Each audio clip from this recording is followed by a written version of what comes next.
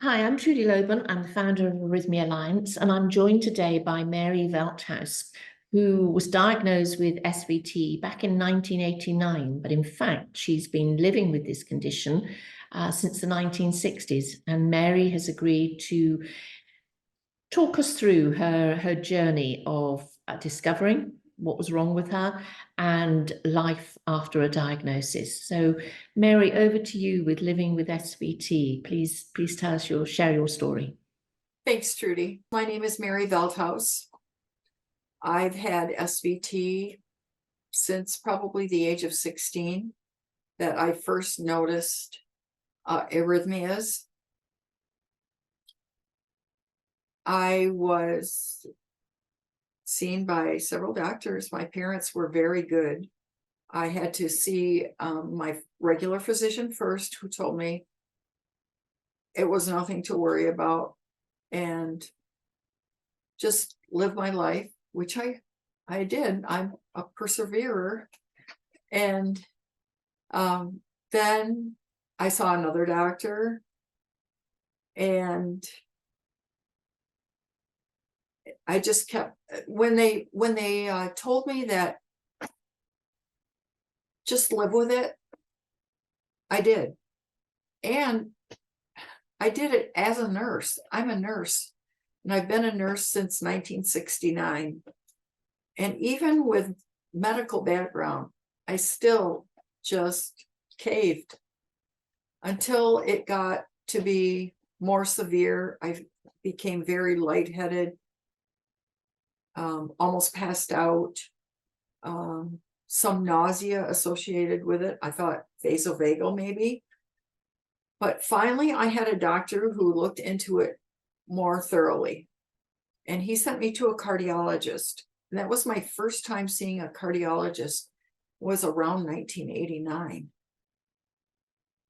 And I wore a monitor for a while and then was diagnosed with SVT, along with non-sustained VTAC, PACs, many PVCs, bigeminy, trigeminy, couplets, the whole gamut.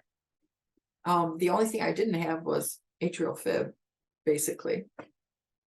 But I went on a beta blocker. At that time, it was tenormin or atenolol. And I went on my merry way until I had many more episodes, saw another cardiologist and an electrophysiologist who then wanted me to switch to metoprolol as a beta blocker. I tried that, and that seemed to get my symptoms under control. The only problem is that I have some autonomic nervous system dysfunction that will give me a blood pressure of 60/40 and 4 hours later 170/100. Not a good range. So I had to cut the metoprolol dose. I did not want to get off it. And I could tell on the days that my blood pressure was really low, I didn't take the metoprolol because guidelines don't allow you to take it when your systolic blood pressure is 60. So I could tell after about 3 days, my rhythm was just awful. And I felt worse, even with the low blood pressure. So I'd go back on it. And that cutting the dose in half has seemed to be, it hasn't done the trick for me. Even though I have episodes probably at least every day, they're not long, they're maybe 30 seconds, and I can deal with that. So that is what I am doing now. I'm not on any other meds for SVT. I'm merely on metoprolol 25 milligrams a day. And all along, the fact that I had to go through so much over 25 years of not being diagnosed, basically, has made me, as a nurse, understand what patients who have no medical background are going through. So I try to be their advocate when I have the opportunity as a nurse. When I meet somebody who's says, oh, you know, my rhythm, I feel funny in my throat, or I get lightheaded because I could feel my heart skip. I'll just say, don't give up. Be your own advocate. You are responsible for your health. So don't wait for a physician to tell you what to do.